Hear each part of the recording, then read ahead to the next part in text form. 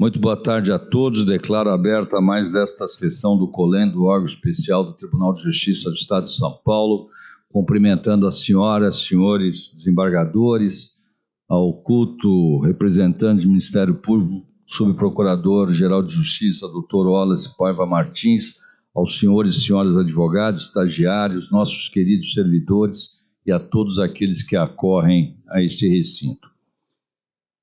Na pauta protocolar, enviaremos votos de pesar pelo falecimento da senhora Diva Ortiz Abrão Rosa, mãe do excelentíssimo doutor José Cláudio Abrão Rosa, juiz de direito da primeira vara civil da comarca de Taubaté, óbito ocorrido no dia 3 de junho. Abrindo a pauta judicial, vamos aos blocos de julgamento. ADIM, números 9 a 13, 16 e 17, 21 a 27 e 47. No item 9, a voto convergente da eminente desembargadora Luciana Bresciani. Agravo, número 1 e 2. Conflito de competência, 4 a 7. Crimes de calúnia, injúria e difamação de competência do juiz singular, número 8. Embargos de declaração, 29, 31, 32, 33 e 34. Habeas corpus criminal, 35. Incidente de arguição de inconstitucionalidade civil, número 36. Mandado de segurança, 38 e 39. Procedimento investigatório criminal, número 40. Reclamação, 41, 42 e 43. Representação criminal, 45. Sobras do desembargador Ricardo Dipp, números 15 e 44. Retirados de pauta a pedido do relator, 19 e 20 de relatoria do desembargador José Carlos Ferreira Alves. Destaque do desembargador Carlos Monerá, número 14 de relatoria do desembargador Luiz Fernando Nishi. Destaque da desembargadora Luciana Bresciani, número 30 de relatoria do desembargador Damião Kogan. Suspensa a pauta judicial, vamos à pauta administrativa. O item 1 foi retirado de pauta, foi deferido o adiamento, perdão. O item 2 foi feito o julgamento em segredo de justiça, assim como o item 3.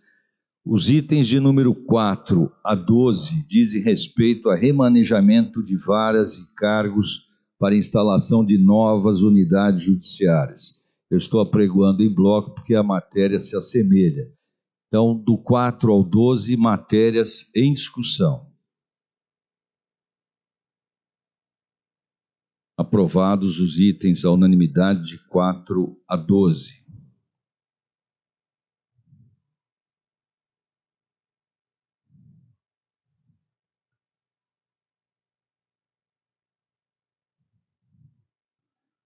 O item 13 é a opção da desembargadora Elizabeth Lopes de Freitas pela 37ª Câmara de Direito Privado, na cadeira anteriormente ocupada pela desembargadora Ana Catarina Strauch. Matéria em discussão. Por votação unânime, deferiram a opção. Item 14, proposta de escala de plantão judiciário de segundo grau das 3 sessões, direito privado, público e criminal, para o mês de julho, próximo futuro. Matéria em discussão. Aprovadas à unanimidade as escalas do plantão judiciário. No mais, são afastamentos, alguns já deferidos já de referendo deste colendo órgão especial, matéria em discussão. À unanimidade, deferiram todos os afastamentos. Encerrada a pauta administrativa, vamos retomar a pauta judicial. Temos sobre a mesa um pedido de preferência e 4 sustentações orais. A primeira preferência trata-se de um agravo interno criminal.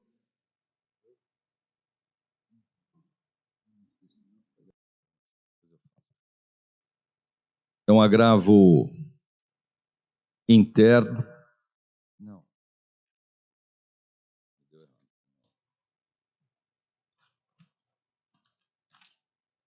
Agravo interno criminal de relatoria do ministro desembargador Vico Manhas, que tem o voto 48.233 e tem a palavra. Pois não, senhor presidente, cumprimento a todos, senhores desembargadores, procurador de justiça, senhores advogados, serventuários. É um agravo interno de uma ação penal que o órgão especial recebeu apenas em parte por um dos crimes atribuídos e houve um recurso especial do Ministério Público contra esse recebimento parcial. E agora, neste agravo interno, a defesa pede que se atribua efeito suspensivo a esse recurso especial interposto pela acusação. No entanto, a ausência de previsão legal desse efeito, artigo 995 do CPC, e além disso, recurso que já havia sido distribuído para o STJ, a quem caberia analisar o pedido, artigo 1029, parágrafo 5º do CPC. E também essa solicitação já foi negada pelo relator do recurso especial e posteriormente não conhecido o recurso. Então, por todas essas razões, eu proponho que se negue provimento ao agravo. Muito obrigado. O eminente relator propõe que seja negado o provimento ao agravo, matéria em discussão. Por votação unânime, negaram provimento ao agravo. Nós temos do voto do eminente relator.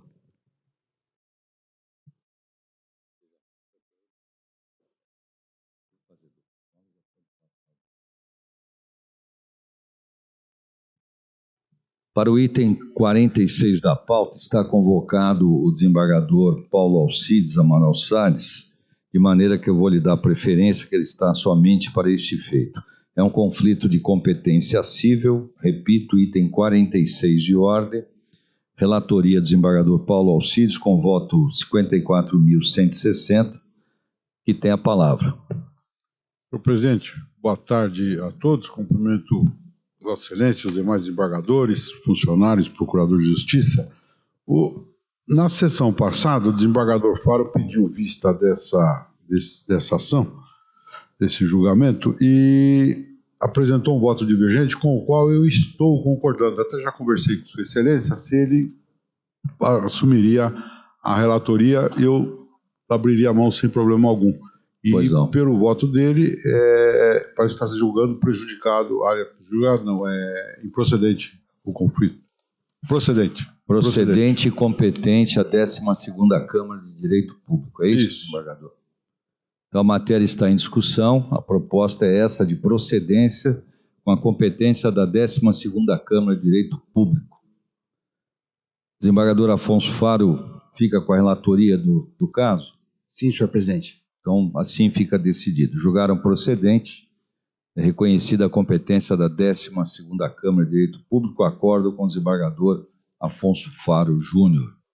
Desembargador Paulo Alcides, Vossa Excelência está dispensado, mas se quiser permanecer, só nos trará alegrias. Agradeço a presença e a preferência e abro mão em razão, como eu disse na sessão passada, os agravos clamam pela minha presença. Muito obrigado. Boa tarde. Pronto. Próxima sustentação oral, o número 37 de ordem. Eu passo a presidência dos trabalhos ao eminente vice-presidente, desembargador Arthur Beretta, mercê do meu impedimento. Muito obrigado, presidente. Cumprimento Vossa Excelência, senhoras desembargadoras, senhores desembargadores, doutor procurador de justiça, senhoras secretárias, servidores, advogados e advogadas presentes. Faremos o 37 da pauta.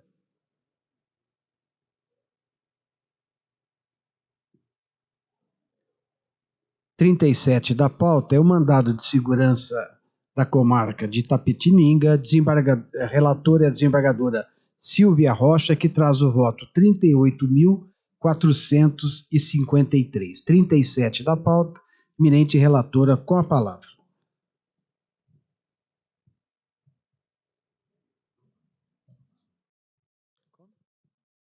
Ah, tem sustentação nesse caso? Pois não, desculpe aqui.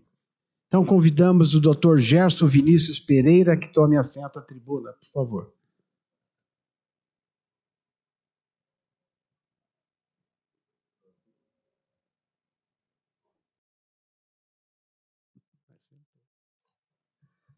Doutor Gerson, boa tarde, seja muito bem-vindo. Dispensado o relatório, o senhor tem a palavra pelo prazo legal. Os agradeço.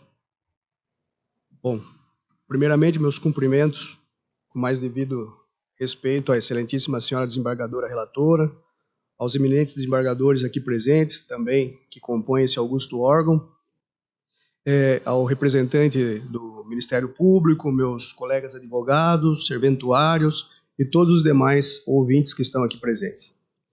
É com grande satisfação hoje que me dirijo a vossas excelências para, na posição de advogado da senhora Ana Lécia Impetrante, uma servidora pública municipal da comarca de Itapetininga, que buscava regularizar seu cálculo das horas extras. Esse processo de origem é um processo muito comum na nossa comarca, é um processo que os funcionários públicos municipais procuram advogados para entrar com processos competentes, simplesmente para regularizar o divisor do cálculo das horas extras. E são inúmeros servidores que adentram com essas ações, e essa ação em nossa comarca ela tem uma peculiaridade, essas ações, que em primeira instância, no Juizado Especial da Fazenda Pública, elas são julgadas improcedentes, na sua totalidade. Entretanto, com o recurso às câmaras do Juizado Especial da Fazenda Pública, todas as decisões elas são revertidas, o recurso é julgado procedente e o processo tem o seu sucesso. E uma das servidoras, a senhora Ana Lécia, procurou o nosso escritório também para entrar com essa ação, que é bastante comum e de praxe, e foi feito dessa maneira. Quando então chegou o momento do recurso, foram recolhidas custas recursais, foi feito o recurso inominado, e recolhida custas no valor de R$ 370,20. E o recurso teve seu seguimento. Entretanto, nesse processo especificamente, houve uma surpresa, porque os julgados da 7ª turma recursal do Juizado Especial da Fazenda Pública, ineditamente julgaram pela deserção do recurso, uma vez que não recolhida a taxa da citação eletrônica. Citação eletrônica, até meados de maio de 2024, ela não era cobrada. É aquela taxa que o órgão público se cadastra e, através do próprio portal, recebe a citação. Então, ela não tinha cobrança e, a partir de meados de 2024, começou a se exigir essa cobrança no valor de R$ 32,75. Então, a impetrante Ana Lécia teve deserto o seu recurso, não teve seguimento por conta desse irrisório valor de R$ 32,75. Importa destacar, excelências, que essa mesma 7ª turma recursal, com os mesmos magistrados impetrados, em pelo menos 9 casos idênticos, conheceu e julgou o mérito, sem o recolhimento dessa taxa, mesmo depois de instituída, e em 9 casos idênticos. Ou seja, ficou uma decisão inédita e em disparidade com as demais. O ponto fulcral desta impetração reside na nulidade da fundamentação utilizada pelos impetrados, que foi utilizada nesse acórdão. E ele adveio de um pedido de uniformização de interpretação de lei, o qual é garantido por uma resolução desse tribunal, a resolução número 553 de 2011. Essa resolução permitiu os pedidos de uniformização de interpretação de lei tratar de matérias processuais. Entretanto, por expressa determinação legal, a Lei Federal 12.153 de 2009, que é a lei dos juizados especiais da Fazenda Pública, trouxe expressamente a vedação, lá em seu artigo 18, de que pedido de unificação de interpretação de lei aborde direito processual. Então, diz lá o artigo 18 da Lei 12.153 de 2009. Caberá pedido de uniformização de interpretação de lei quando houver divergência entre decisões proferidas por turmas recursais sobre questões de direito material. Frise-se bem, direito material. Então, a Resolução 553 de 2011, ela extrapolou esse limite legal. Pois lá no seu artigo 3º, 6º e 11, deu a possibilidade de pedido de uniformização de interpretação de lei também abordar questões processuais. Sobre essa questão, o Superior Tribunal de Justiça já firmou o entendimento, através do informativo 738, de que é incabível pedido de uniformização de lei, de interpretação de lei, quando a controvérsia tratar-se de direito processual. Então, nós já temos uma manifestação do STJ no sentido de que, realmente, a matéria o pedido de uniformização, ele versa unicamente sobre direito material. Mas não é só isso, não se busca aqui revogar, anular a resolução de qualquer forma. Porque também nessa mesma decisão de deserção do recurso, outros princípios constitucionais foram rechaçados, como, por exemplo, o princípio da inafastabilidade da jurisdição, que é aquele princípio que garante a qualquer um que se ache lesado o acesso à justiça, o acesso ao judiciário. Mas quando eu denego seguimento ao recurso por deserção, nego seguimento a esse recurso por uma taxa de simplesmente parca R$ 32,75, eu nego sim o acesso à justiça a essa pessoa, que simplesmente busca corrigir o índice em que é calculado suas horas extras, e que pacificamente naquela comarca já se fixou o erro do órgão municipal. Essa taxa de R$ 32,75 representa menos de 10% do valor que já tinha sido pago pela impetrante. Então, ao negar-se o seguimento ao recurso, negou-se sim o acesso à justiça. Outros princípios, como o da cooperação e da boa-fé processual, também foram controvertidos, pois esses princípios impõem que o processo seja conduzido de forma a privilegiar a decisão de mérito, o que foi retirado da impetrante.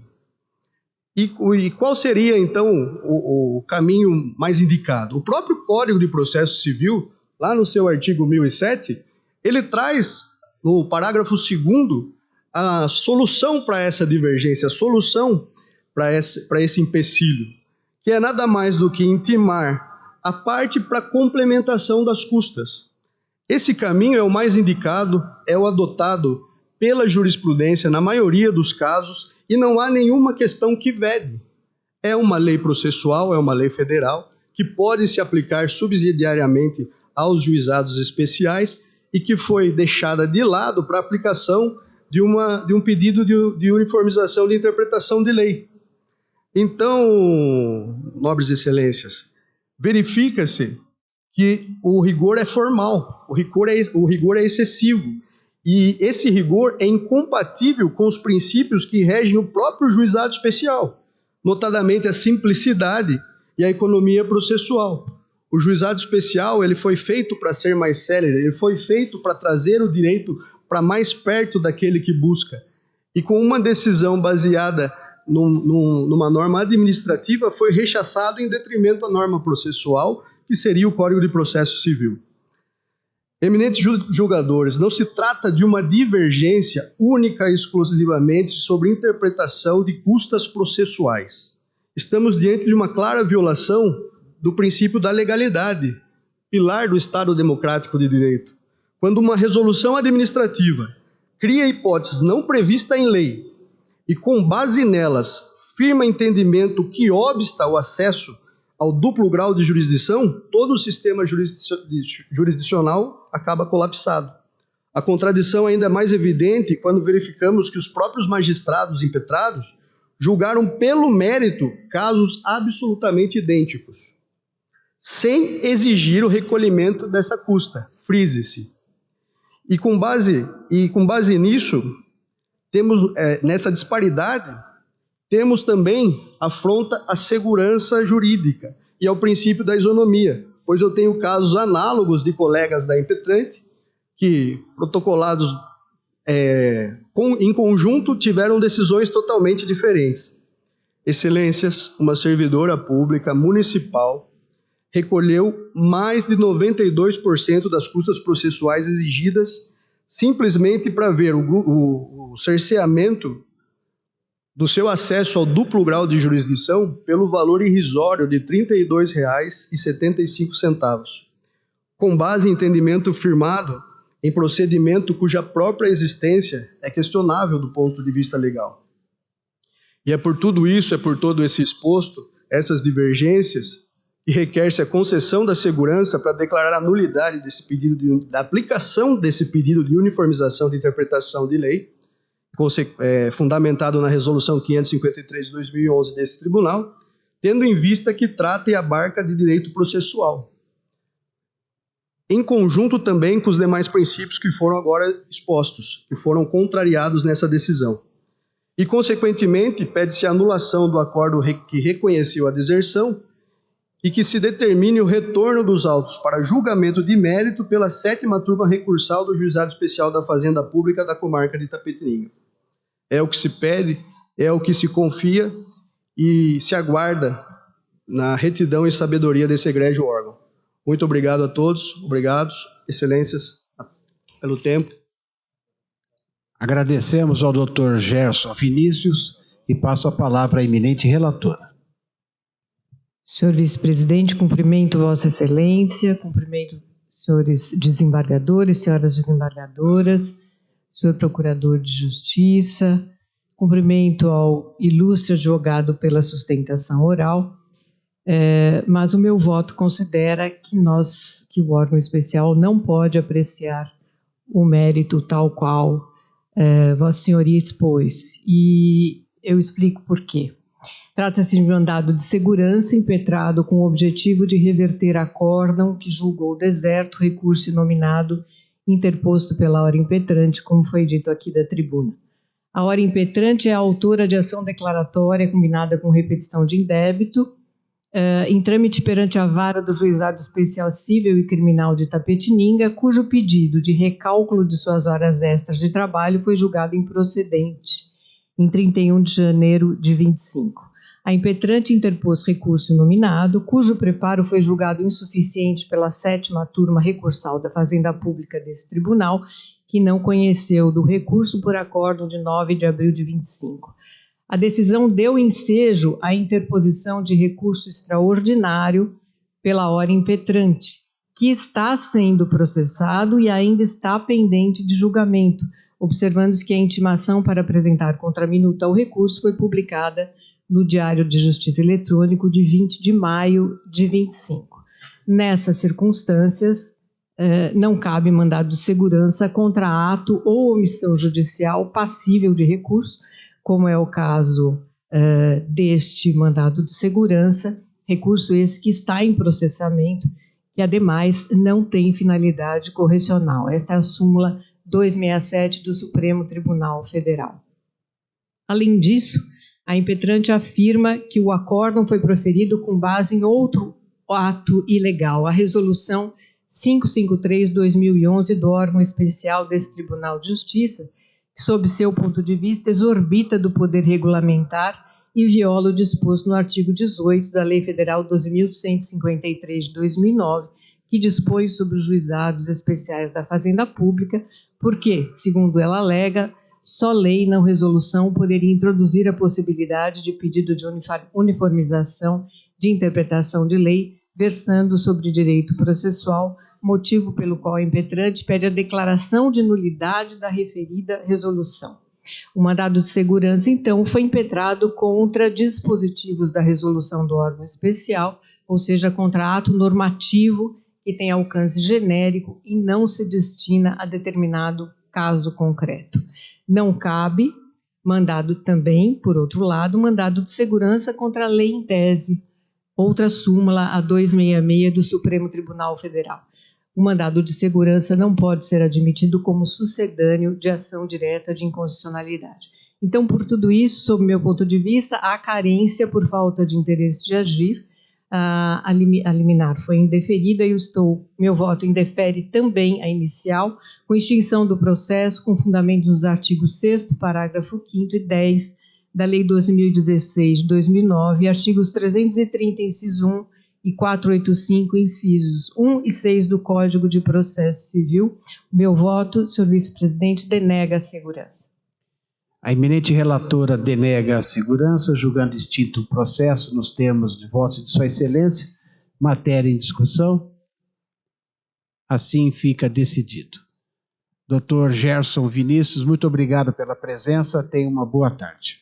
Senhor presidente, devolvo a palavra a Vossa Excelência. Muito obrigado, excelentíssimo senhor vice-presidente. E o próximo item da pauta é o número 28 de ordem. Ação direta de inconstitucionalidade, em que é relator o eminente desembargador Figueiredo Gonçalves, com o voto 60.551. Sustentarão, pelo Ministério Público, subprocurador-geral de Justiça, Dr. Wallace Paiva Martins Júnior, e pelo presidente da Câmara Municipal de São Paulo, Dr. Paulo Augusto Bacarim, a quem convido a ocupar a tribuna.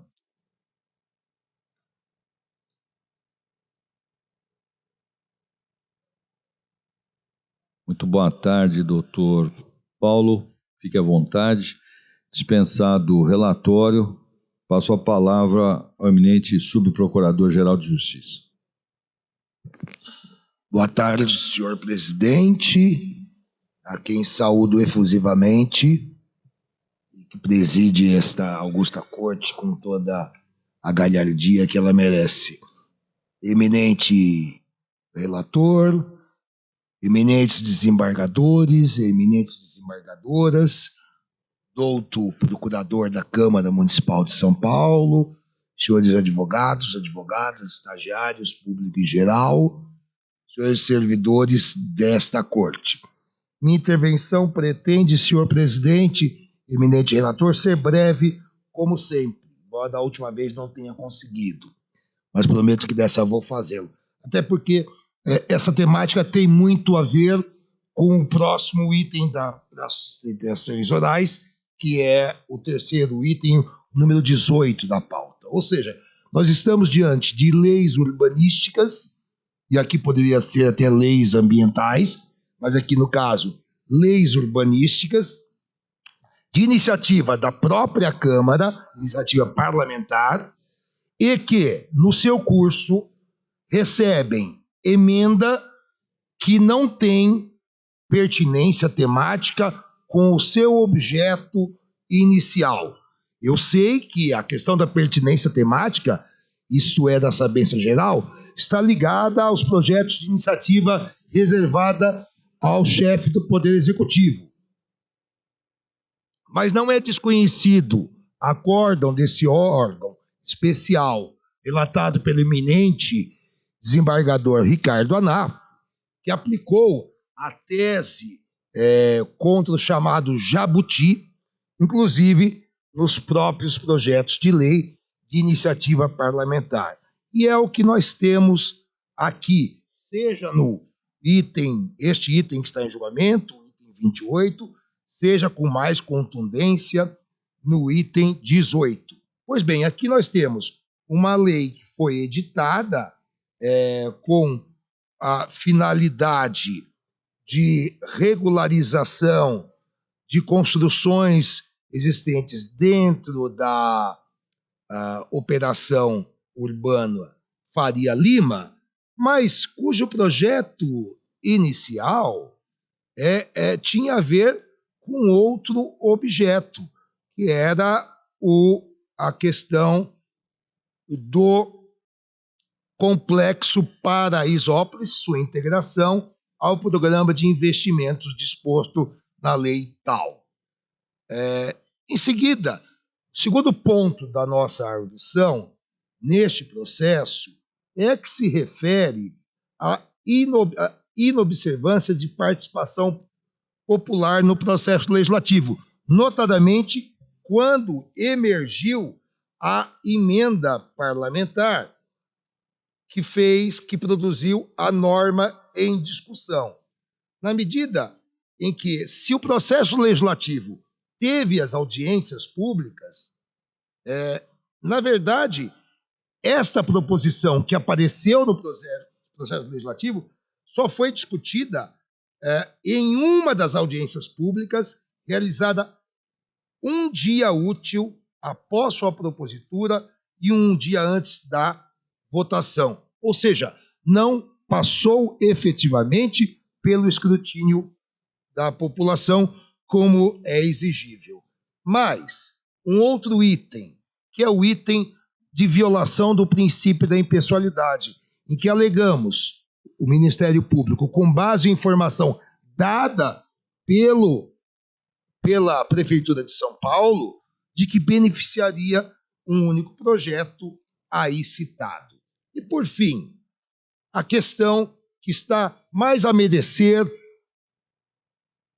o cuidado sempre atento deste colendo órgão especial, que é a questão do que eu posso resumir da seguinte forma: se o processo legislativo urbanístico, em linhas gerais, exige planejamento técnico,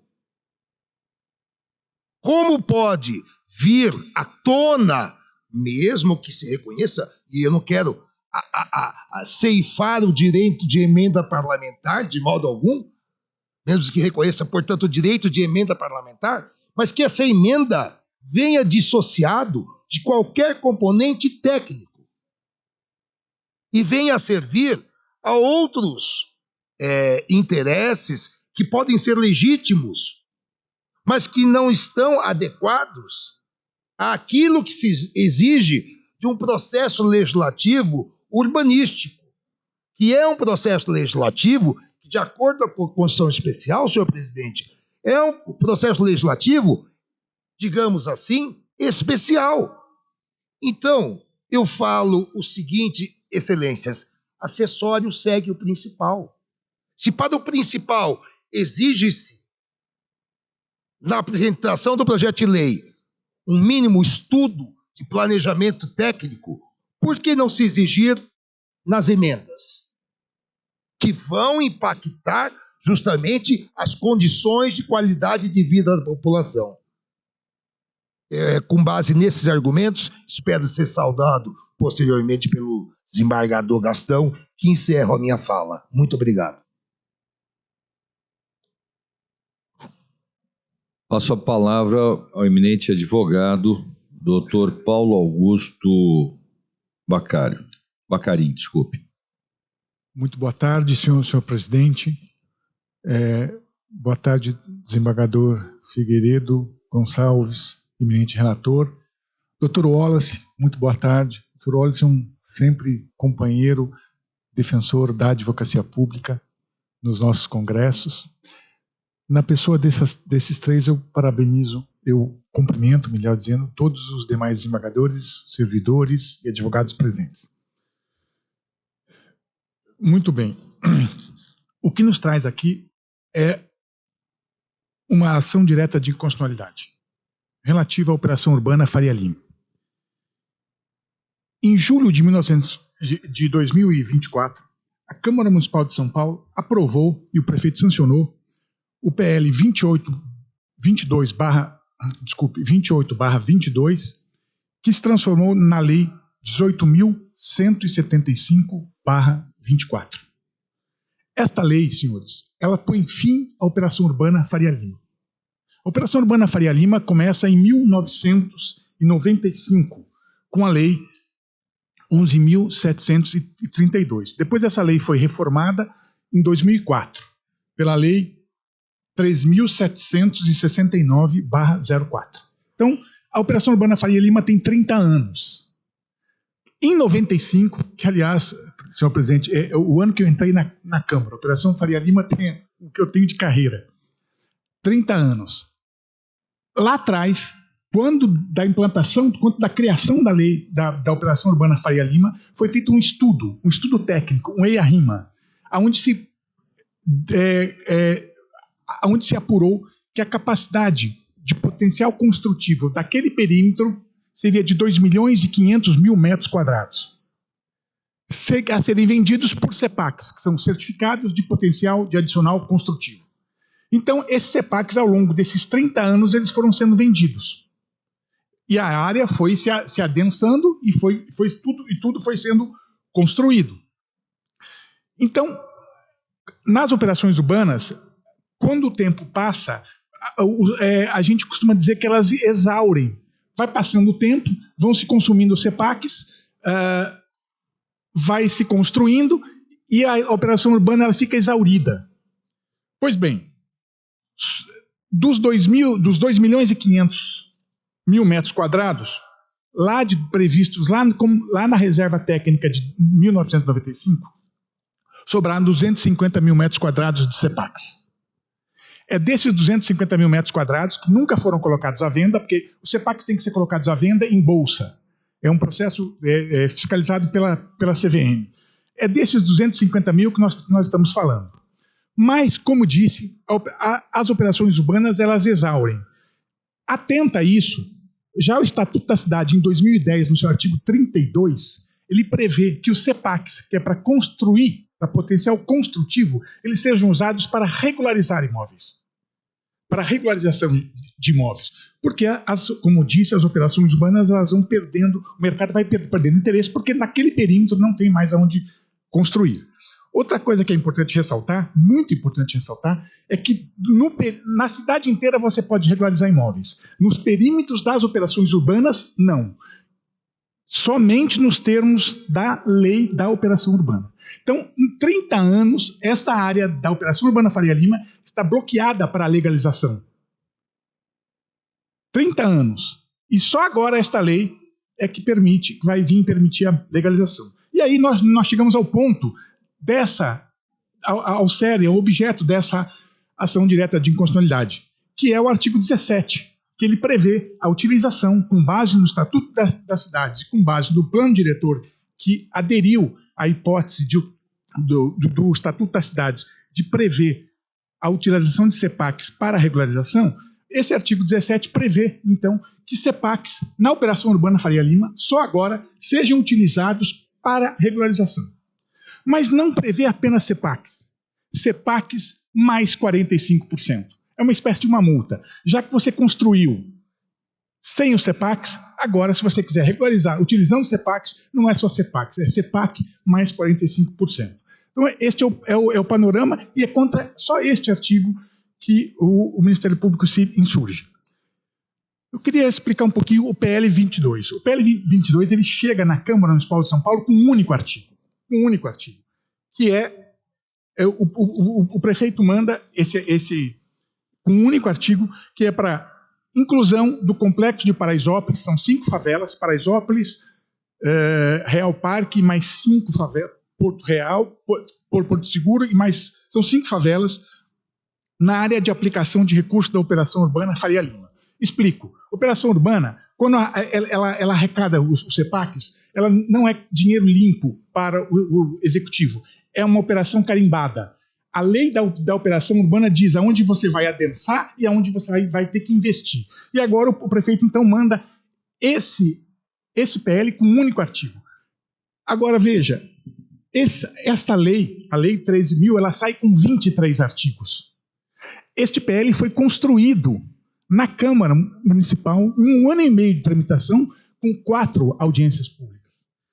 Assim sendo, o que eu gostaria de trazer é que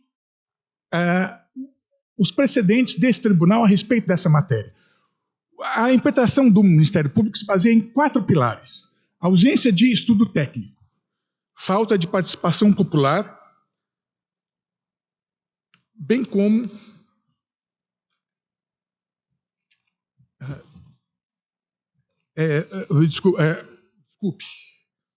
ausência de estudo técnico, falta de participação popular, apresentação de emendas após o processo legislativo e pretensa violação ao princípio da impessoalidade.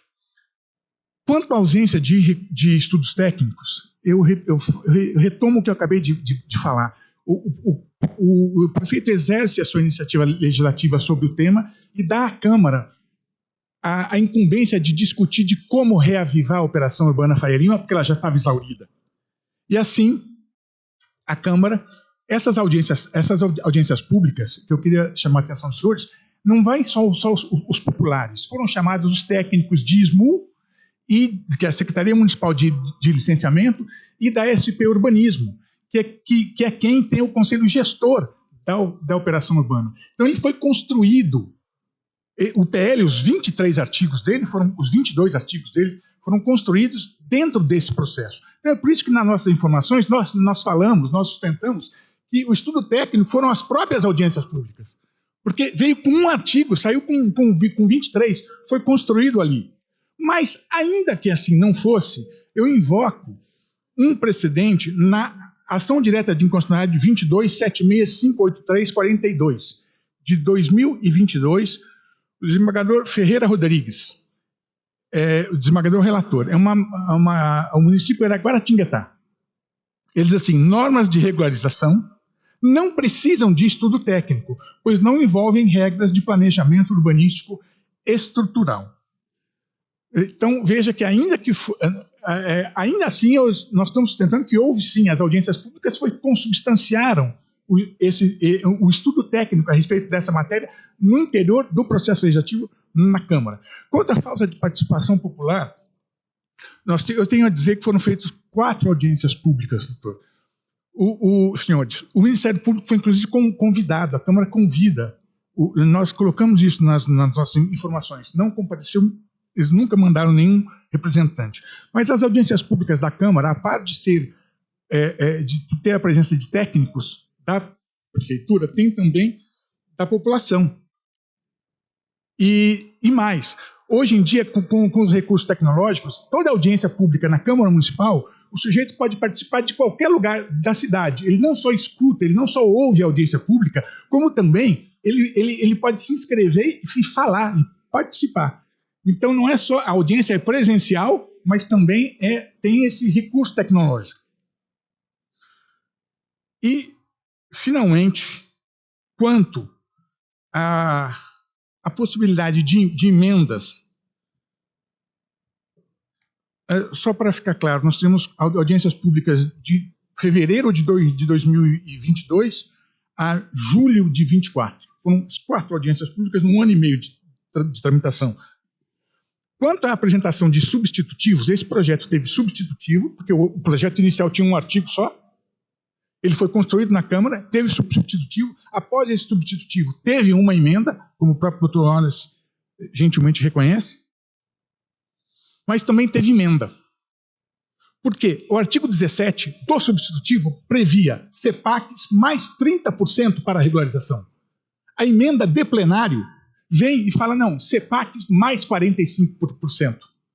De qualquer maneira, sejam substitutivos ou sejam emendas, eu cito o precedente deste tribunal, ADI 21.82.422/74, de 2021, relator, desembargador Ademir Benedito, contra, aliás, a Câmara Municipal de São Paulo mesmo, onde fica reconhecida a possibilidade de substitutivos após as audiências públicas. Diz a emenda: participação comunitária através da realização de 8 audiências públicas, posterior aprovação de substitutivo, que inclusive se aproxima dos anseios populares, manifestados nas audiências públicas, inconstitucionalidade não configurada. Mas indo além, a ocorrência de emendas após as audiências públicas, emendas, agora estamos falando de emendas, não obriga nova audiência pública. Esse precedente é brilhante da relatoria do desembargador Damião Kogan. É um caso de 2020 do município de Santos, onde se discutia o plano diretor de Santos e a lei de uso e ocupação de Santos. E ele, nesse acórdão, ele fala: a ocorrência de emendas após audiências públicas não obriga novas audiências públicas. E aí ele discorre, e esse tribunal encampou a tese, que audiências públicas, porque que não é obrigado a repeti-las? Porque elas não são vinculantes. As audiências públicas, a participação popular no processo legislativo é vinculante no plebiscito e no referendo. As audiências públicas não são vinculantes, elas servem por isso que elas são feitas e depois não precisa ficar repetindo e eternizando o processo legislativo.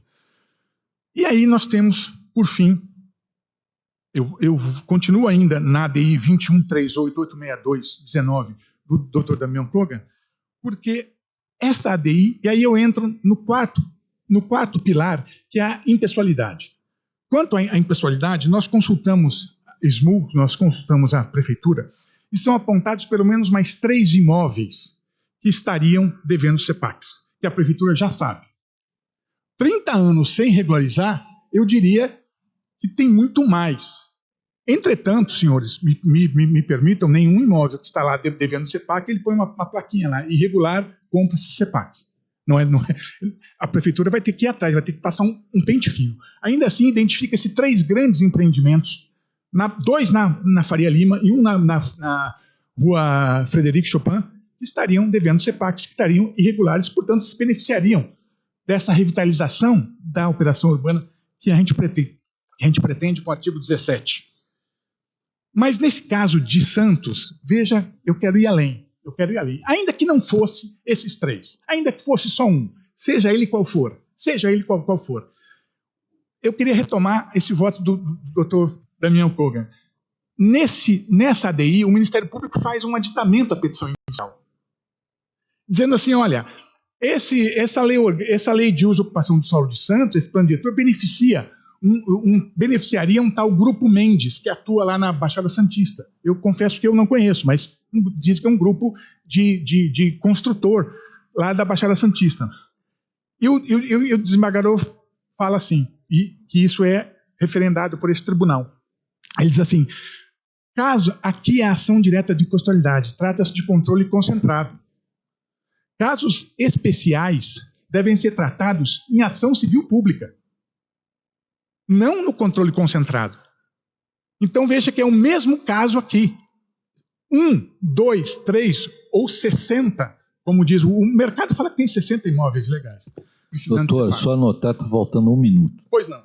Senhores, para finalizar, neste 1 minuto que me falta, suponhamos que nós não gostemos do artigo 17 e mandemos derrubar todos os edifícios que estão devendo CEPAC.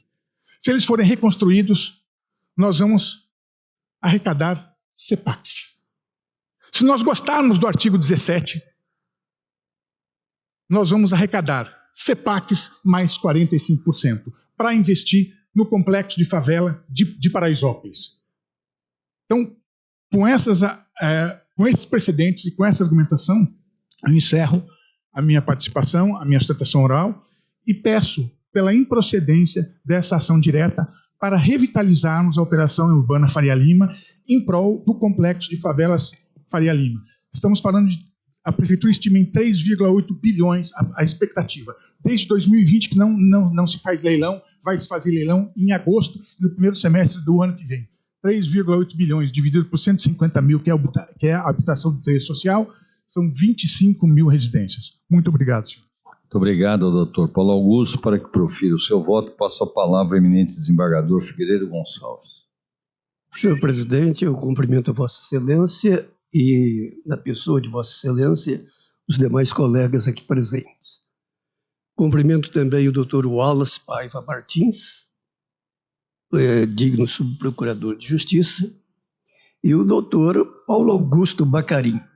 O doutor Paulo Augusto Bacarim esteve comigo durante 3 vezes no transcorrer do processamento desta ação. Uma vez por telefone, mais 2 por visita direta ao gabinete. E eu pude perceber que ele trabalhou neste processo com vigor e até mesmo com uma certa emoção pelo fato aqui trazido. Senhor presidente, eu já fiz o meu voto com 22 laudas, e se me permitirem, não vou ler as 22 laudas, porque já os distribuí aos colegas, e estará à disposição das partes logo depois. Então eu vou me limitar à leitura da emenda. É uma ação direta de inconstitucionalidade proposta contra o artigo 17 da Lei 18.175 de 2024 do município de São Paulo, que permite a regularização de identificações na denominada Operação Urbana Consorciada Faria Lima. Alega-se violação aos princípios constitucionais de planejamento técnico e participação popular. A questão em discussão consiste em determinar se a norma impugnada viola os princípios constitucionais de planejamento técnico e participação popular, bem como o princípio da impessoalidade, ao permitir a regularização de edificações irregulares.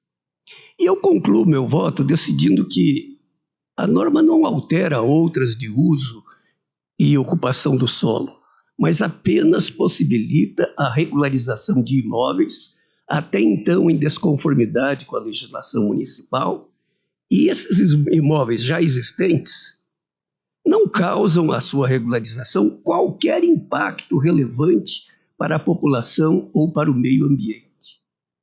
Houve participação popular na tramitação do projeto de lei, com a realização de 4 audiências públicas, e isso foi considerado suficiente para a aprovação da norma. A norma está em consonância com o Estatuto da Cidade e o Plano Diretor Estratégico do município de São Paulo.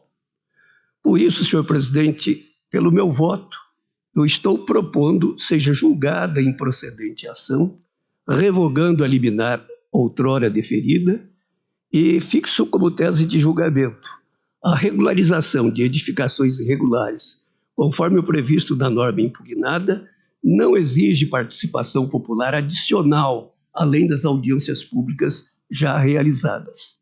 A norma não viola o princípio da impessoalidade, pois não beneficia exclusivamente um único empreendimento. Portanto, eu estou propondo seja julgada improcedente a ação, senhor presidente. Muito obrigado, eminente relator, que propõe a improcedência da presente ação direta. A matéria está em discussão. Por votação unânime, julgar improcedente a ação direta de inconstitucionalidade nos termos do voto do eminente relator, revogada a liminar anteriormente concedida. Muito obrigado ao doutor Paulo Augusto. Tenha uma boa tarde.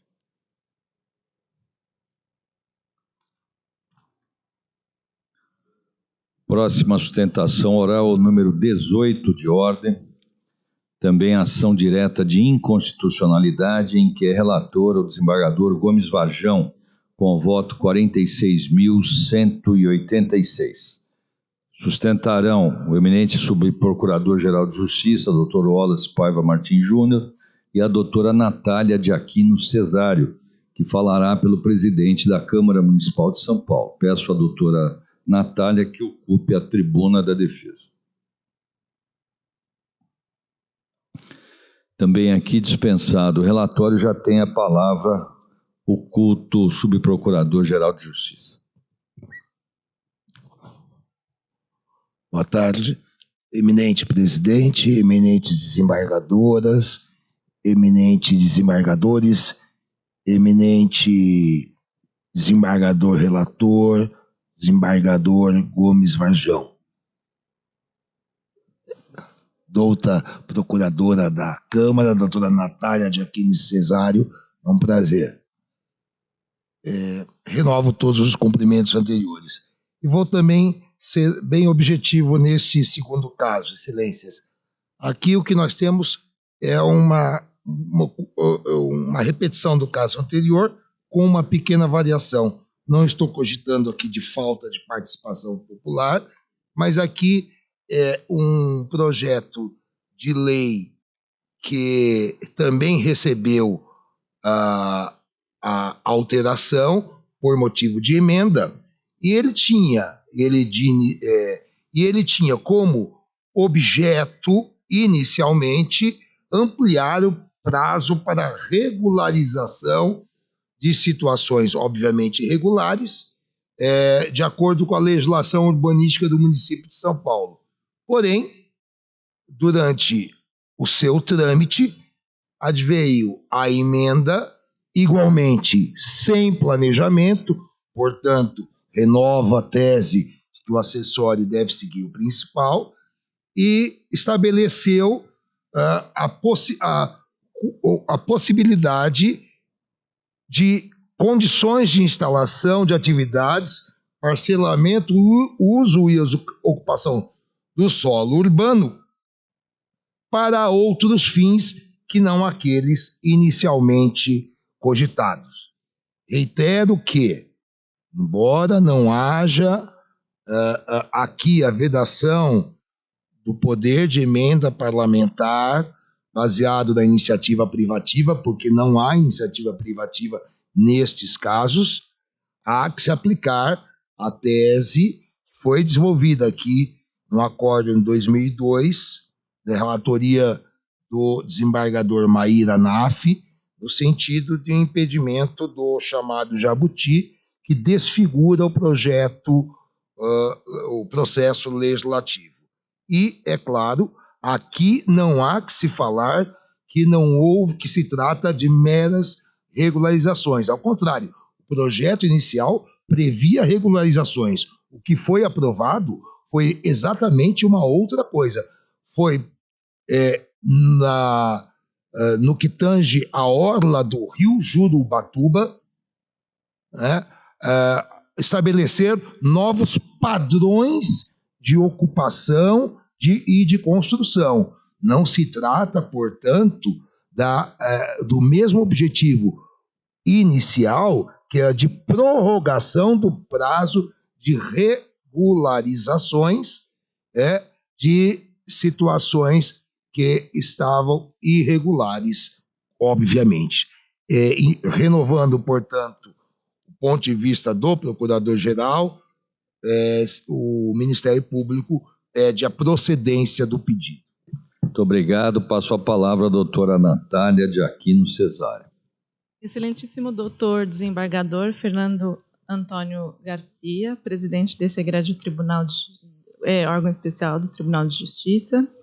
Excelentíssimo doutor Luiz Augusto Gomes Varjão, relator da presente ação direta de inconstitucionalidade. Ilustre subprocurador-geral de Justiça, doutor Wallace Paiva, e a quem cumprimento os demais desembargadores desse colendo órgão especial, os demais servidores da casa, os colegas da advocacia, estagiários e todos que nos assistem. Eu sou procuradora legislativa da Câmara Municipal de São Paulo, represento a Câmara, a mesa diretora e o presidente, e serei breve e objetiva nas minhas colocações. Trata-se de ação direta de inconstitucionalidade que alega inconstitucionalidade da Lei 17.897 de 2023, que inclui o artigo 155-A, na Lei de Parcelamento, Uso e Ocupação do Solo Urbano, e altera a redação do parágrafo 2º do artigo 124 da mesma lei. Na exordial, são tratados dois fundamentos. O primeiro ponto seria um suposto abuso do poder de emenda parlamentar, com relação ao substitutivo apresentado, que não teria pertinência temática, e um segundo ponto seria justamente uma falta de planejamento técnico no processo legislativo. Aqui eu pretendo falar porque não procedem esses dois fundamentos. Antes de adentrar ao mérito, gostaria de pontuar apenas duas questões preliminares. A primeira questão preliminar seria justamente o embasamento da exordial em normas infraconstitucionais, porque o tratamento da pertinência temática é tratada na Lei Complementar 95 de 98 e no Regimento Interno da Edilidade, e não em normas da Constituição do Estado de São Paulo ou da Constituição Federal. Isso também ocorre com o planejamento técnico. Então, no caso, deveria ser adotado o tema 1120 do Supremo Tribunal Federal, por se tratar de norma interna corporis. Além disso, uma outra questão que comprovaria uma ausência de interesse processual na demanda seria a redação do parágrafo 2º do artigo 124 da Lei de Parcelamento, Uso e Ocupação do Solo Urbano. Porque, na ocasião da propositura da demanda, em 6 de maio de 2024, a redação, que apenas limitava-se a alterar o prazo de regularização do caput do artigo 124, tratava de uma regularização até 31 de dezembro de 2023. Então, haveria uma carência, uma inépcia inicial nesse sentido. E, além disso, na ocasião da propositura da demanda em maio de 24, esse parágrafo 2º já teve a sua redação alterada por uma outra lei, de 2024, que estendeu esse prazo para dezembro de 2026. Então, nesse aspecto, também a segunda preliminar seria uma ausência de interesse processual com relação ao artigo 2º da Lei 17.897, invocada como inconstitucional. Com relação aos aspectos de mérito, o primeiro fundamento que vai ser combatido seria essa suposta abuso do poder de emenda parlamentar. Ocorre que no projeto de lei originário, o PL 608 de 2022, já havia uma proposta de alteração de redação da Lei de Uso e Ocupação do Solo Urbano do município de São Paulo. O substitutivo apresentado na primeira oportunidade pela Comissão de Constituição e Justiça apresenta justamente um acréscimo que trata de regularização da Orla de Ubatuba na mesma lei, no mesmo diploma legal, a Lei de Parcelamento, Uso e Ocupação do Solo Urbano. Então, não haveria uma ausência de pertinência temática nessa hipótese. Eu peço licença para ler um excerto do plenário do Supremo Tribunal Federal na ação direta de inconstitucionalidade 5769, que fala: somente devem ser consideradas impertinentes do ponto de vista temático e qualificadas como contrabando legislativo emendas que versem assuntos totalmente alheios, estranhos, sem nenhuma conexão ou afinidade com o tema, o que não ocorre na espécie. Ora, no caso narrado, a gente pode verificar que tanto no artigo 2º, apresentado no projeto de lei originário, como no artigo 1º, que trata do acréscimo do artigo 155A na Lei de Parcelamento, Uso e Ocupação do Solo Urbano, tratam da temática de uso e ocupação do solo urbano, e a pertinência temática. Além disso, foram discutidos e debatidos em 2 audiências públicas, passando por comissões, tanto pela Comissão de Constituição e Justiça, que apresentou o substitutivo, como nas comissões reunidas de Política Urbana, Metropolitana e Meio Ambiente e Comissão de Finanças e Orçamento, e tudo isso para aprovação final do PL. No segundo ponto, relacionado ao planejamento técnico, ressalto a jurisprudência da Corte com relação à desnecessidade para normas não estruturantes, que seria o caso. Não trata-se de norma que altere a estrutura do solo urbano do município de São Paulo. Mas, adentrando ao caso, falando do planejamento técnico existente no caso em questão, foram realizadas as 2 audiências públicas, foram solicitados documentos da Secretaria do Verde e Meio Ambiente do município de São Paulo, da São Paulo Urbanismo, foram apresentados relatórios técnicos pelos consultores de urbanismo da edilidade, debates, tanto nas audiências públicas quanto nos relatórios técnicos apresentados, e tudo muito bem fundamentado. Em um desses relatórios, a comprovação da acomodação do projeto de lei apresentado com o seu substitutivo com o artigo 7º para inciso 2º do Plano Diretor Estratégico do município de São Paulo. Esse plano diretor fala justamente sobre a necessidade de acomodar o crescimento urbano nas áreas subutilizadas, dotadas de infraestrutura e em torno da rede de transporte coletivo de alta e média capacidade. Isso é justamente o que pretende ao prever o artigo 155A na Lei de Parcelamento, Uso e Ocupação do Solo Urbano do município de São Paulo. Assim, colocando em pauta e combatendo esses 2 fundamentos, na remota hipótese de procedência parcial ou integral da demanda, eu solicito a modulação dos efeitos, porque a Lei 17.897 é de janeiro de 2023, A ação foi proposta em maio de 2024 e atualmente já está em vigor há mais de 2 anos, com atos administrativos realizados embasados nesse diploma legal. Então, gostaria de solicitar modulação para boa-fé dos interessados e segurança jurídica. Eu agradeço a oportunidade de estar aqui e agradeço a atenção de vossas excelências. Muito obrigado, a doutora Natália. Eu passo a palavra ao relator, desembargador Gomes Varjão. Pois não. Senhor presidente, saúdo Vossa Excelência e também as colegas desembargadoras, colegas desembargadores, Dr. Wallace, Paiva Martins, digníssimo subprocurador de Justiça geral, né? Subprocurador-geral. E também cumprimento a doutora Natália de Aquino Cesário, que fez uso da tribuna. Também cumprimento os demais advogados presentes, nossos funcionários e demais pessoas presentes. Eu vou resumir o meu voto, que tem cerca de 15 páginas, né? E mencionar, assim, todos os aspectos importantes do voto, né, que levaram à conclusão a que cheguei, né? É uma ação ajuizada pelo Procurador-Geral de Justiça do Estado de São Paulo, por meio da qual pretende a declaração de inconstitucionalidade da Lei Municipal 17.897, 10 de janeiro de 2023, do município de São Paulo, que acrescentou o artigo 155A e alterou a redação do parágrafo 2º do artigo 124, ambos da Lei Municipal 16.402, de 2016, Lei de Parcelamento, Uso e Ocupação do Solo no município de São Paulo, de acordo com a Lei de 16.050, de 2014, Plano Diretor Estratégico.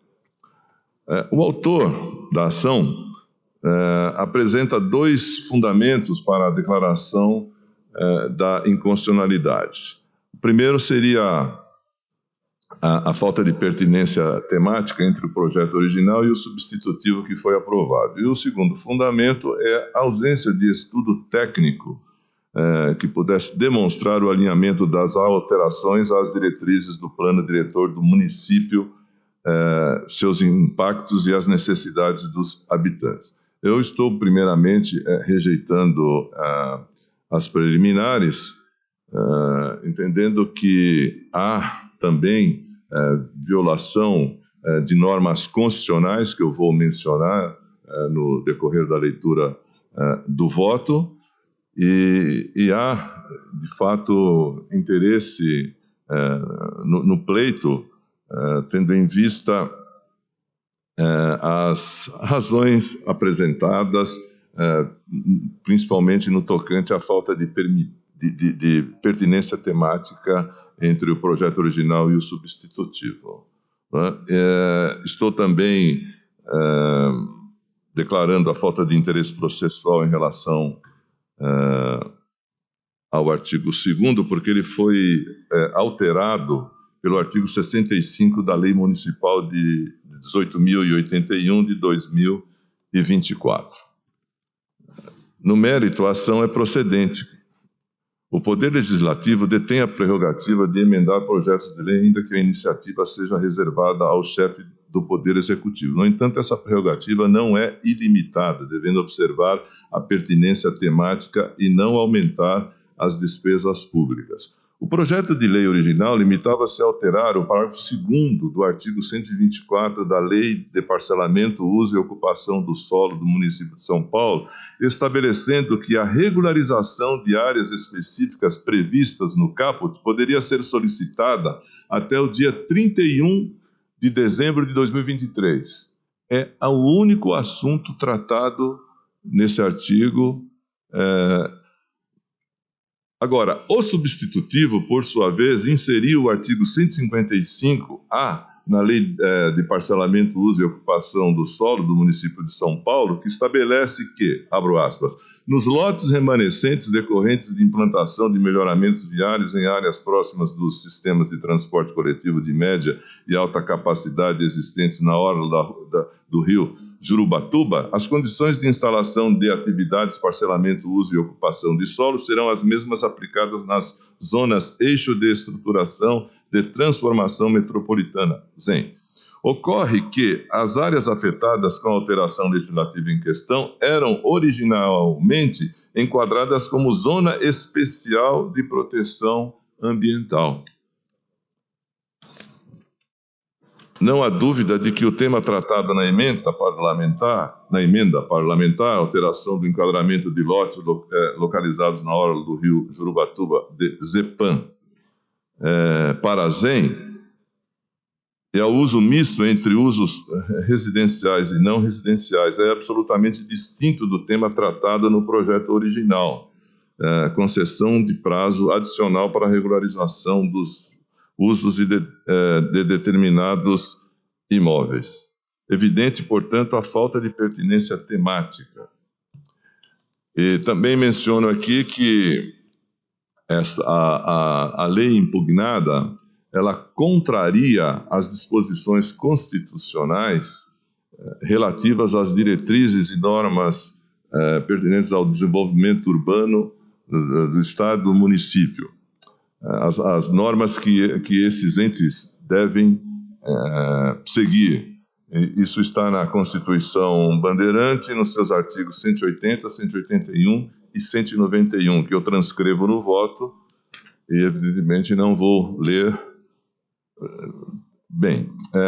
Pois bem, a edição ou a alteração das normas de direito urbanístico exige prévio planejamento técnico, ou seja, o planejamento precisa ser científico e consistente a fim de alicerçar a legislação.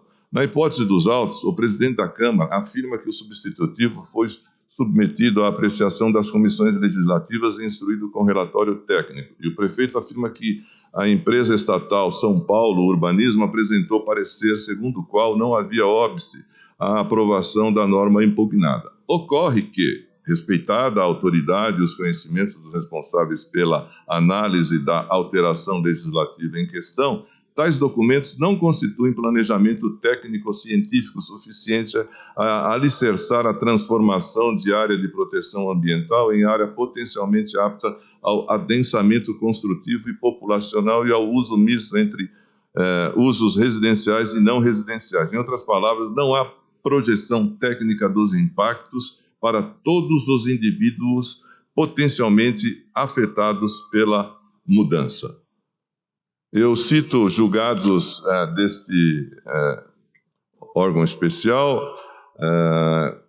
que trataram de questões semelhantes a essa, de hipóteses assemelhadas a essa. Um acórdão relatado pelo desembargador Afonso Faro Júnior, julgado em 28 de agosto de 2024, um outro relatado pelo desembargador Francisco Cascone, julgado em 4 de outubro de 2023. Então, senhor presidente, senhores desembargadores, continuando aqui, ainda tenho mais um trecho. No entanto, para preservar a segurança jurídica e a estabilidade das relações entre administrados e o poder público, derivadas da lei em comento e o seu período de vigência, faz-se necessária a modulação dos efeitos da declaração de inconstitucionalidade nos termos do artigo 27 da Lei Federal 9.868 de 1999.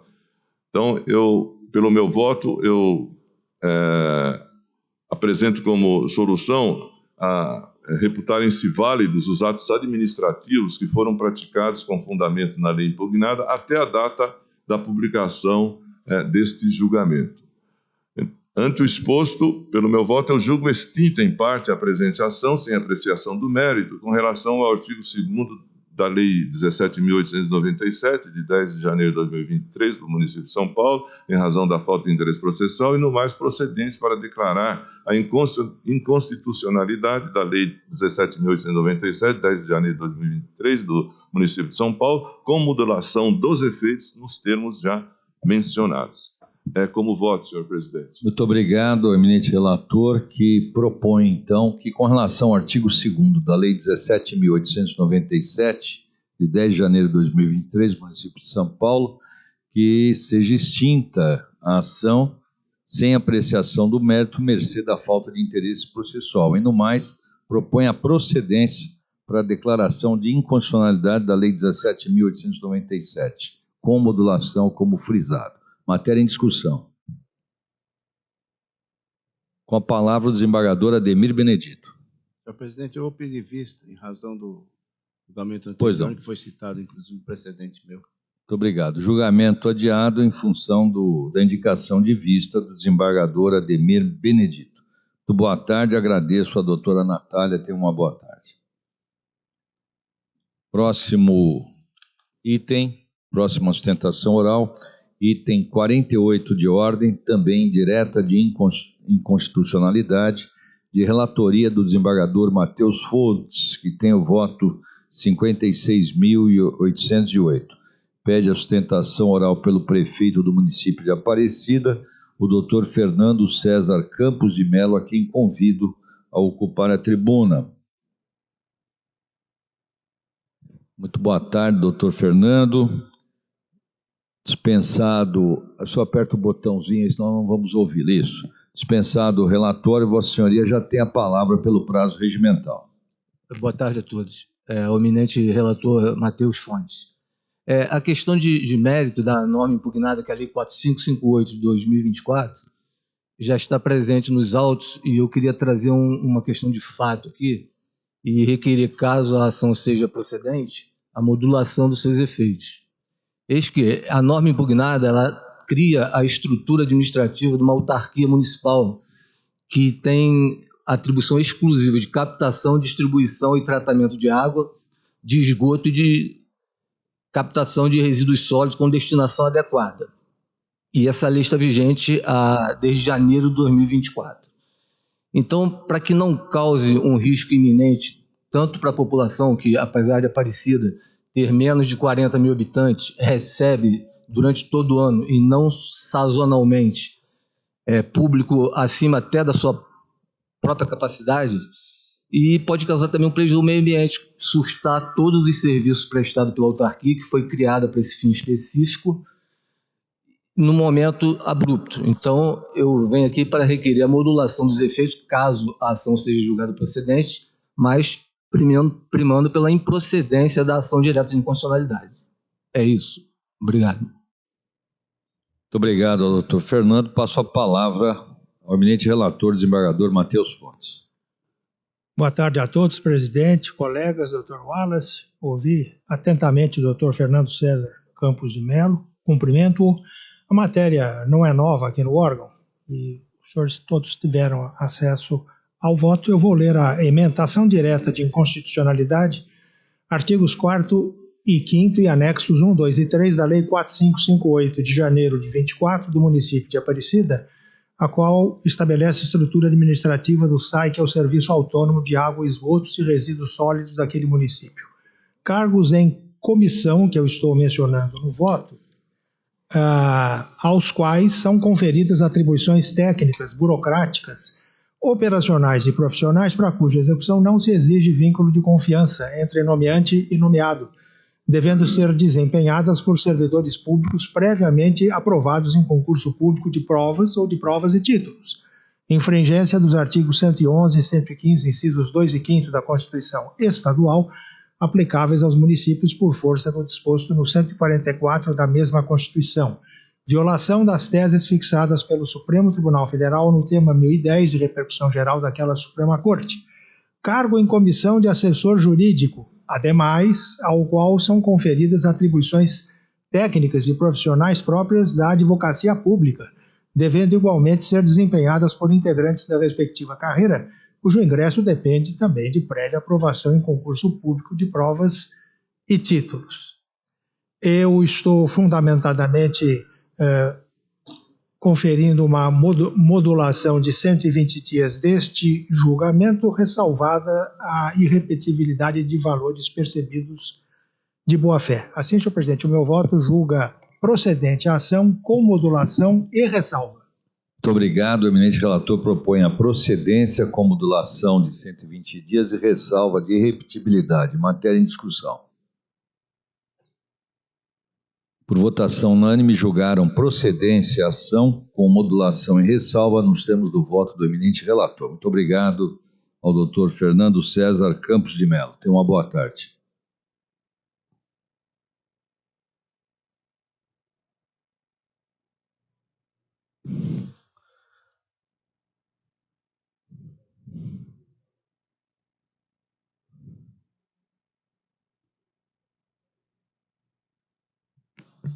O primeiro destaque é o item 14 de ordem, ação direta de inconstitucionalidade, em que é relator o desembargador Luiz Fernando Nishi, com o voto 39.556, e tem a palavra.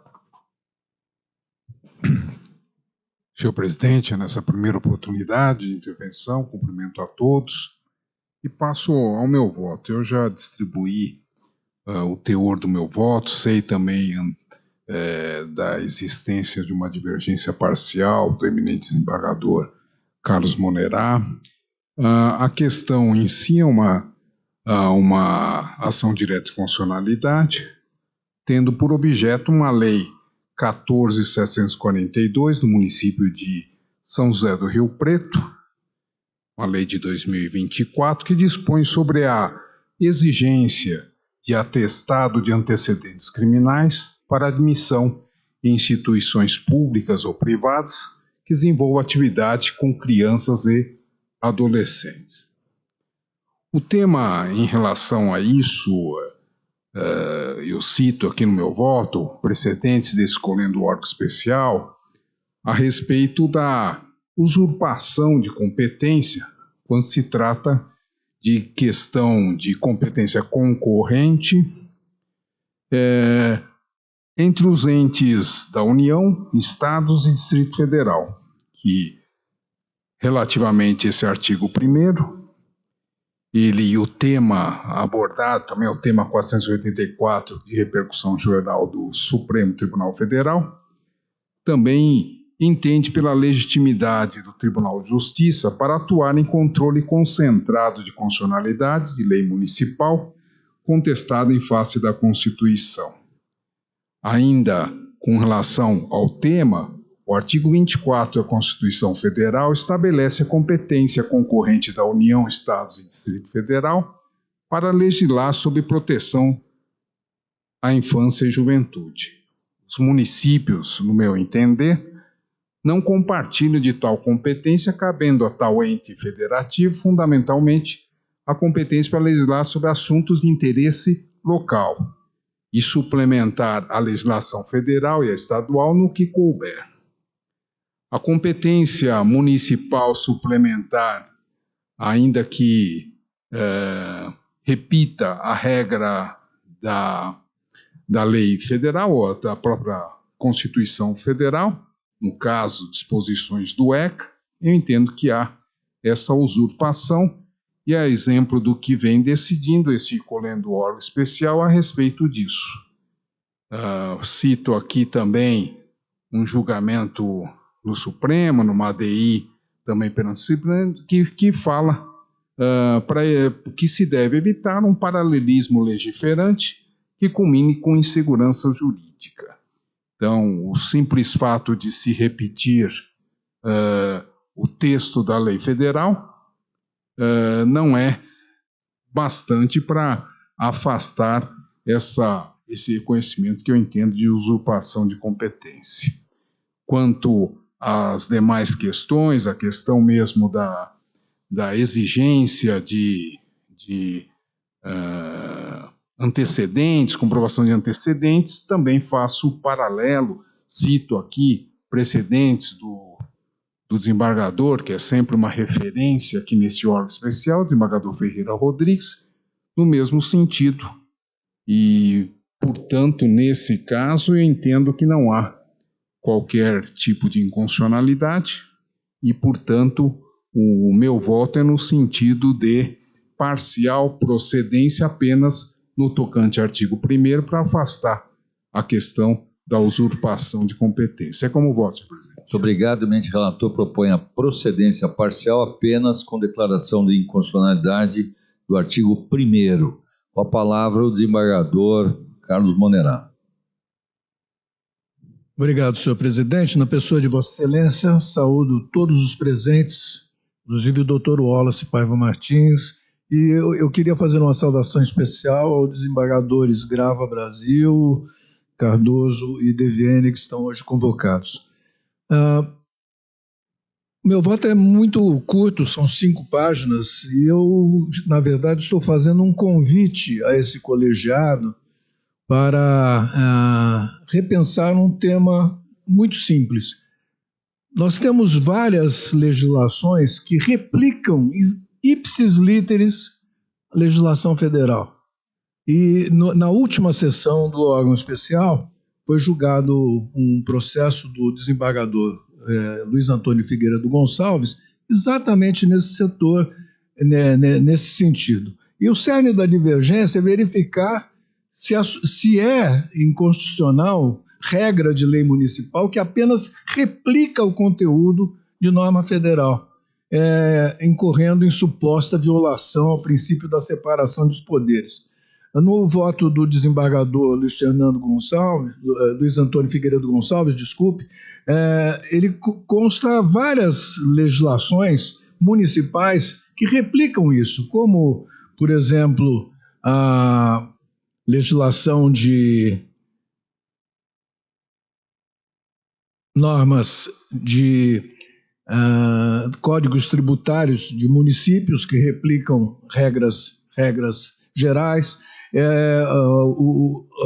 Isso ocorreria, ele termina assim, em outras normas legisladas pelos municípios, sempre que dispondo sobre matéria de interesse local, repetissem aquilo já previsto em lei geral federal, como planos diretores, lei de uso de ocupação solo urbano, o que se afigura absolutamente desarrazoado.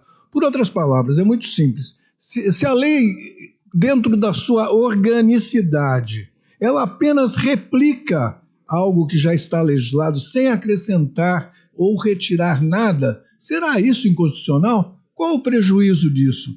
Será que não poderia, por exemplo, haveria inconstitucionalidade se dissesse assim, o ECA, em seu artigo 59A, e coloca exatamente o texto do artigo 1º? Eu não vejo, salvo melhor juízo, com todo respeito, inconstitucionalidade. E nesse ponto é que eu peço, e já votei em sentido contrário, eu quero registrar isso. Mas eu acho que é uma questão que nós deveríamos repensar. A mera repetição de norma, de regra, de lei federal, será que é inconstitucional? Dentro de uma organicidade que a lei exige, que ele está citando o ECA e depois ele diz o que ele precisa, o que ele está determinando, que é justamente a parte que foi declarada constitucional, que são as regras de atestado de antecedentes para quem trabalha com crianças e adolescentes. Então é nesse ponto, senhor presidente, que a minha divergência é parcial. Pois não, o eminente desembargador Carlos Monerá propõe a improcedência da ação, a matéria está em discussão. Vou colher os votos. Procedência parcial com o relator, constitucionalidade do artigo 1º e divergência aberta pelo desembargador Carlos Monerá, a improcedência. Eu sou o primeiro a votar. Confesso que eu vou me ater ao julgamento do dia 14 de maio, onde votei também reconhecendo a constitucionalidade da relatoria do desembargador Figueiredo Gonçalves. Então, com todas as vênias, eu estou acompanhando a divergência. Indago como voto, eminente vice-presidente. Senhor presidente, também eu, com todas as vênias, acompanho a divergência. Como voto, senhor corregedor.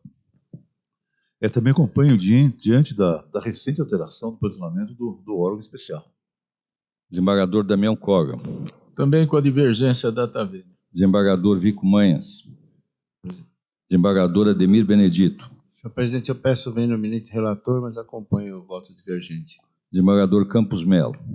Data vênia pela divergência. Desembargador Viana Cotrim. Data vênia com a divergência. Desembargador Fábio Gouveia. Data vênia com divergência. Desembargador Matheus Fontes. Peço vênia ao eminente relator para acompanhar o voto divergente. Desembargador Figueiredo Gonçalves.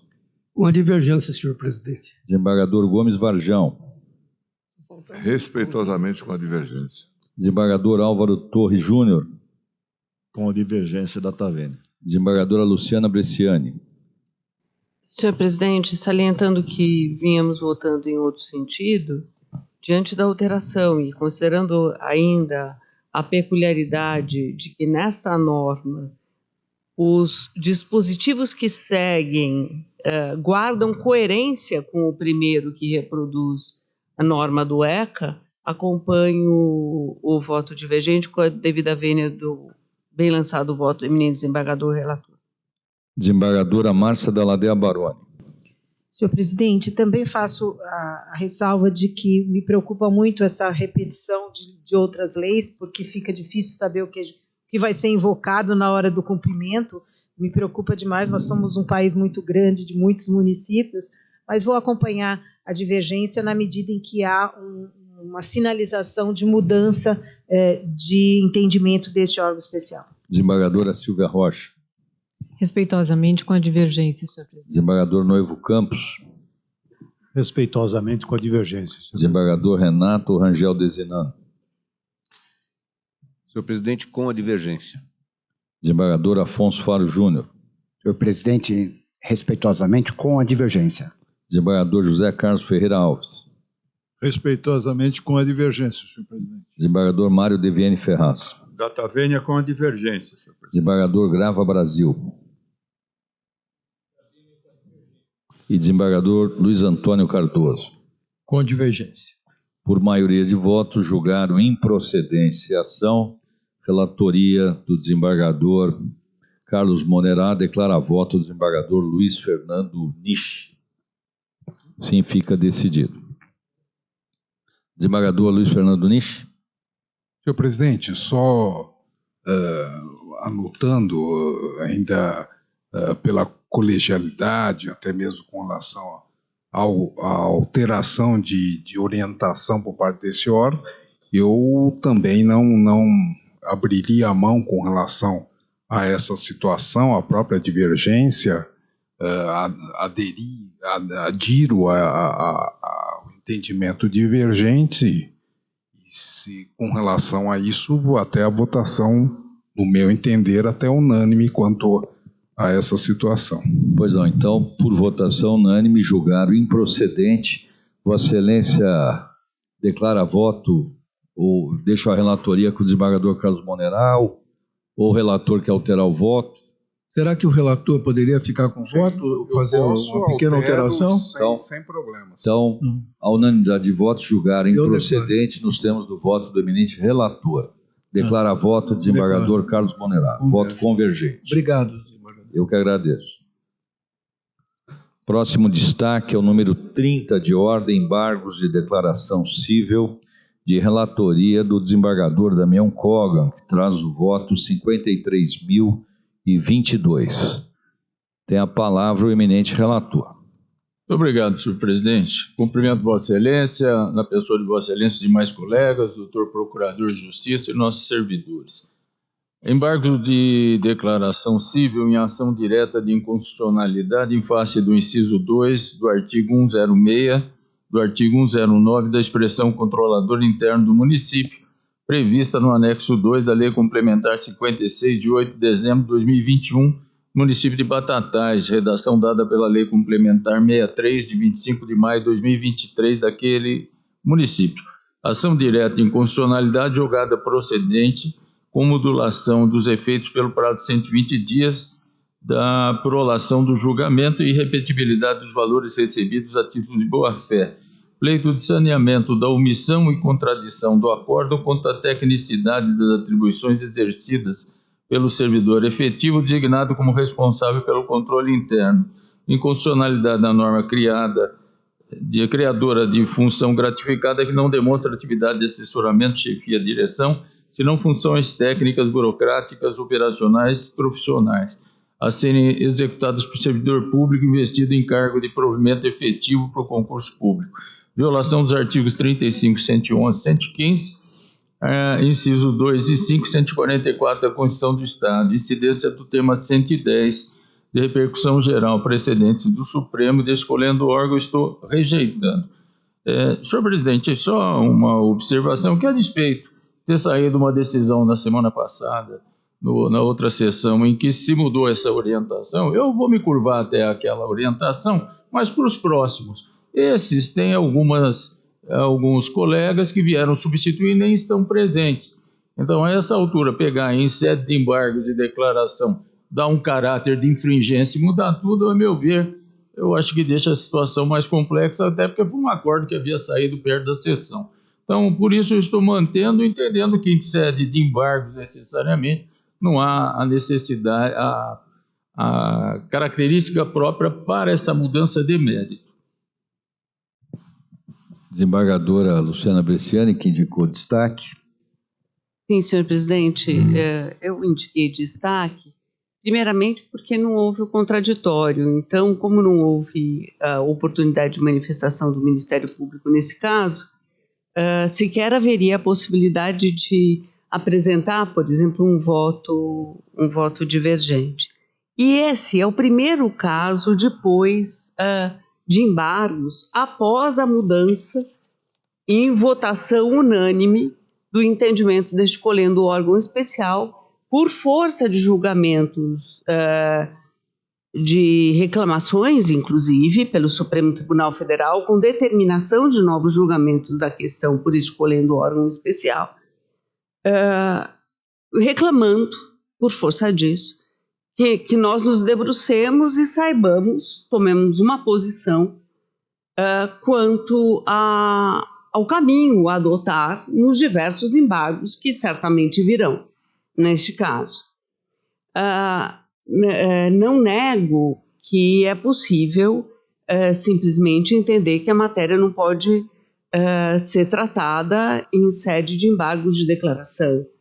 Há voto divergente, então, embora a questão dos precedentes específicos e qualificados do Colégio do Supremo Tribunal Federal não esteja, no meu sentir, expressamente referido no acórdão, a evidência a questão foi objeto dos debates, tanto que há votos divergentes, declarados nesse acórdão, inclusive da minha relatoria. O que me anima a propor sejam processados e oportunamente, se assim entender o colhendo do órgão especial, colhidos os presentes embargos, são duas questões básicas. A primeira, que na jurisprudência em teses do Colégio Superior Tribunal de Justiça, 190, item 6, consta, e com referência como de hábito a vários precedentes, que são cabíveis embargos de declaração para, em caráter excepcional, adequar acórdão embargado à orientação firmada no âmbito de repercussão geral reconhecida pelo Supremo Tribunal Federal e de recurso julgado sob o rito dos repetitivos. E, quando acolhe a reclamação, quando acolhe as reclamações, o Colégio do Supremo Tribunal Federal se reporta a tema de repercussão geral e o que indica como sua adequada interpretação. Então, seria possível aplicar essa jurisprudência em teses para o cabimento dos embargos de declaração neste caso. Em segundo lugar, que o próprio embargante, na petição de embargos, pede seja apreciado à luz desses precedentes qualificados do Supremo Tribunal Federal os embargos para evitar ulteriores medidas que a evidência será, como nos outros casos, a reclamação. Então, nós evitamos readequar em julgamento de reclamação, readequando já conforme diversos precedentes admitem, em sede de embargos. Essa é uma proposta, mas, de qualquer maneira, me parece que não será o caso de destacarmos uma divergência. Será o caso, simplesmente, de resolvermos no colegiado. Vamos admitir essa questão em sede de embargos, como admitimos, depois de mudarmos o nosso entendimento, aquela questão da modulação a partir do exercício seguinte. Aí, a partir do momento que nós decidimos que assim faríamos, por força do ano eleitoral, nós admitimos os embargos, nós acolhemos embargos de declaração nesses casos. Então, em tese, isso pode ser feito. Se será feito ou não, me parece que isso deveria primeiro ser votado. E aí, se formos fazer, eu digo que eu declaro aqui convergente, se a posição for não acolher os embargos, ressalvando a minha posição pessoal sem problema algum. Só me parece que é útil que assumamos uma posição nesses primeiros embargos após a mudança de entendimento deste colhendo órgão especial. Esse é o destaque, senhor presidente. Com meus cumprimentos a todos,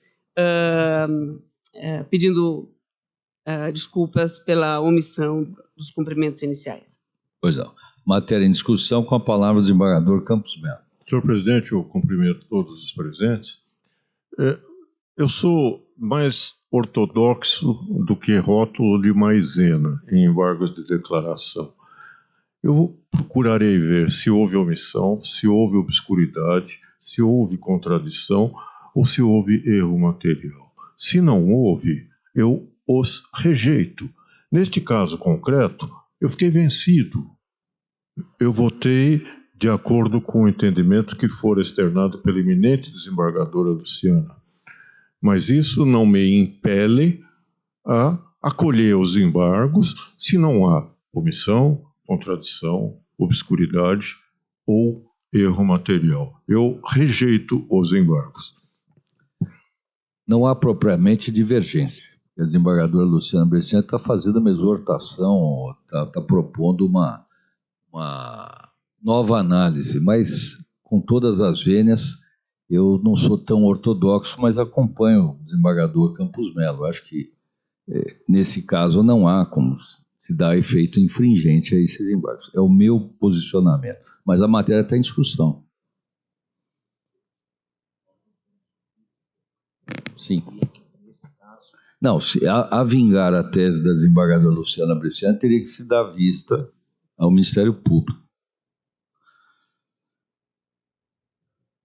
Senhor presidente, acho que, pelo que eu entendi da eminente desembargadora Luciana, a finalidade de decidirmos agora se vamos já, como ainda há tempo, em tese, pelo eventual acolhimento dos embargos de declaração, rever a decisão para não adequar ao nosso novo entendimento, com a finalidade de evitar que a parte vá fazer reclamação e faça todo aquele percurso para voltar para a gente rejulgar depois. Então, cabe agora nós decidirmos. Vamos abreviar, vamos ser práticos, porque ainda há tempo. Aqueles casos que já estão julgados, tudo bem, não tem problema. A parte vai recorrer e vai obter lá de cima a providência que for cabível. Agora, nos embargos de declaração, ainda que não haja propriamente uma omissão ou contradição, por uma medida de economia processual, poderíamos agir assim, evitando sobrecarregar ainda mais a parte, a Corte Superior, para reexaminar, e a própria órgão especial no futuro. Né? Pois não, desembargador... Adiro ao posicionamento da eminente desembargadora, com todo o respeito ao eminente voto do revisor, convertendo o julgamento em diligência para dar manifestação da... Desembargadora Ademir Benedito. Não, só manifestar a minha concordância com a manifestação do desembargador Campos Melo, ressaltando que, de qualquer forma, se for acolhida a proposição da desembargadora Luciana, nós vamos ter que converter em diligência, como Vossa Excelência colocou. Então, o caso se prolongaria de qualquer forma. Então, talvez a parte se convença do julgamento, eu manteria a rejeição dos embargos. Desembargador Gomes Varjão. Senhor presidente, Eu concordo inteiramente com as ponderações da desembargadora Luciana Bresciani. Eu entendo que esse processo ele vai ser reexaminado lá no Supremo e eles vão, provavelmente em sede de reclamação, e determinar o julgamento de acordo com o entendimento. Então, para evitar, penso eu, mais tempo na solução do problema, eu entendo bem razoável já se reexaminar a questão em sede de embargos, porque o entendimento do órgão especial mudou nesse ponto, né? Então, quanto à questão em si, ela é unânime agora entre os colegas. É o que eu queria dizer. Pois não, desembargador Grava Brasil. Senhor presidente, mingau de maisena é bom, mas não se toma mais há muito tempo. A gente tem que olhar para frente. E a proposta da ilustre desembargadora rever uma posição e adequa, evitando uma série de caminhos que, se não adotados, voltarão para cá do mesmo jeito. É um trabalho para a parte e um trabalho para nós. A simples conversão em diligência para ouvir a outra parte é medida simples que permitirá brevemente a retomada do julgamento. Eu acompanho a proposta de apreciação, mas com a retirada para a manifestação da outra parte. Bom, então nós temos que fazer o seguinte. Desembargadora Luciana Bresciani abre uma divergência propondo a conversão de julgamento em diligência. É isso. E eu vou colher os votos. Mais alguém gostaria de se manifestar antes ou não? Posso colher os votos. Eu, como já disse, estou acompanhando o eminente relator. Como vota o desembargador Beretta da Silveira? Senhor presidente, eu, com todo respeito, também acompanho o eminente relator. Como vota o eminente corregedor? Eu também acompanho o relator, porque não há nem omissão, nem contradição. Contradição interna ao acórdão. O acórdão não é contraditório. Eu estou super à vontade, porque eu votei vencido pela desembargadora Luciana. Assim como o desembargador Gastão, nós ficamos vencidos. Houve um debate amplo. E na época, aliás, durante os últimos meses, variou muito a posição, dependendo da composição do órgão. Vencedores e vencidos, aparentemente agora, houve uma consolidação de uma posição. Mas isso não faz com que todos os acórdãos que nós votamos anteriormente, que eu particularmente fiquei vencido em todos, sejam omissos ou sejam contraditórios. Eles não são. Eu acompanho o eminente relator. E até então os julgamentos eram muito parelhos, né? Eram muito parelhos. Como vota o desembargador Vico Manhas? Com a doutora Luciana. Desembargador Ademir Benedito já se manifestou pelo relator. Desembargador Campos Melo também. Desembargador Viano Cotrim. Relator. Desembargador Fábio Gouveia. Venha com o relator. Desembargador Matheus Fontes. Com o eminente relator. Desembargador Figueiredo Gonçalves. Senhor presidente, eu sempre encarei o direito processual como meio de realização da justiça. É óbvio que a gente deve obedecê-lo para que haja segurança jurídica. Entretanto, neste caso, eu não vejo utilidade em não se acolher os embargos, porque nós vamos voltar a julgar isto oportunamente e vamos dar a prestação jurisdicional que agora é dominante neste órgão especial. Por isso, por um princípio de utilidade, eu acompanho o voto divergente. Desembargador Gomes Varjão já se manifestou pela divergência. Desembargador Álvaro Torres Júnior. Com o relator da Tavene. Desembargadora Luciana Bresciani é a divergente. Desembargador Luiz Fernando Nishi. Com o relator da Tavene. Desembargadora Márcia da Ladea Baroni. Com o relator, senhor presidente. Desembargadora Silvia Rocha. Com a divergência, respeitosamente, senhor presidente. Desembargador Noivo Campos. Respeitosamente, com a divergência. Desembargador Carlos Bonerá. A Tavene com a divergência. Desembargador Renato Rangel Desinado. Com o relator. Desembargador Afonso Faro Júnior. Senhor presidente, considerando que a tese da divergência não implicará em decisão do colegiado hoje, eu vou acompanhar a divergência. Desembargador José Carlos Ferreira Alves. Respeitosamente, pelas mesmas razões do desembargador Afonso Faro, também estou votando com a divergência. Desembargador Mário Deviene Ferraz já se manifestou pela divergência, assim como o desembargador Grava Brasil e desembargador, como vota, desembargador Luiz Antônio Cardoso. Com a divergência.